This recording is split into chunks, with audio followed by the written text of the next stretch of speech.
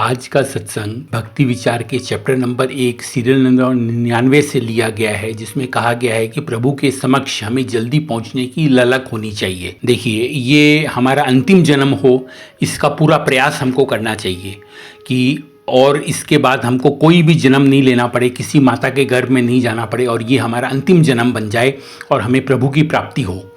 कलयुग, आगे आने वाला जो कलयुग है वो बहुत खराब आने वाला है। सभी साधन लुप्त हो जाने वाले हैं। अभी हम साधन कर पा रहे हैं, हम कुछ भी कर पा रहे हैं, वो सब आगे लुप्त होने वाला है, बुरा हाल होने वाला है। 83,99,999 योनियों के बाद मनुष्य जन्म मिलता है। इतना दुर्लभ मनुष्य जन्म है जिसका हम सदुपयोग प्रभु प्राप्ति में ही हमको करना चाहिए। नहीं तो फिर हमको 83,99,999 योनियों में, जिसमें जलचर, थलचर, नभचर, वनस्पति सब बनना पड़ेगा, वहाँ हमें जाना पड़ेगा। वहाँ वो सब भोग योनियाँ हैं, कर्म योनि नहीं है। कर्म योनि सिर्फ मनुष्य योनि है, जिसमें हम पुरुषार्थ करके, भक्ति करके प्रभु की प्राप्ति कर सकते हैं। हमारा सौभाग्य है कि भारतवर्ष में हमें जन्म मिला है और कलयुग के प्रथम चरण में हमें जन्म मिला है।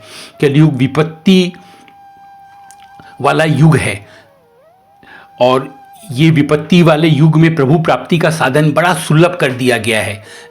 कलयुग का विपत्ति वाला युग देखते हुए, प्रतिकूलता वाला युग देखते हुए, इसमें प्रभु प्राप्ति का साधन बड़ा सुलभ कर दिया है। इसीलिए हमें ललक होनी चाहिए कि अगला मनुष्य योनि में हमें जन्म का इंतजार नहीं करना पड़े, इसी जन्म को हम सार्थक बनाएं और प्रभु प्राप्ति करें। हमारे में रुपया कमाने की ललक होती है, ख्याति प्राप्त करने की ललक होती है, वही ललक प्रभु प्राप्ति की नहीं होती। ये हमारा कितना बड़ा दुर्भाग्य होता है। भक्ति से प्रभु प्राप्ति की ललक हमको जगानी चाहिए जीवन में। अंतिम पुरुषार्थ है प्रभु प्राप्ति की ललक हमारे भीतर होना। हम उसके लिए प्रारब्धवादी हो जाते हैं कि प्रारब्ध में होगा तो हो जाएगा, उसके लिए हम पुरुषार्थ नहीं करते। हम धन कमाने के लिए, ख्याति कमाने के लिए पुरुषार्थ करते हैं, पर प्रभु की भक्ति करके प्रभु प्राप्ति के लिए पुरुषार्थ नहीं करते। प्रभु प्राप्ति के लिए भक्ति का पुरुषार्थ हमें करना चाहिए।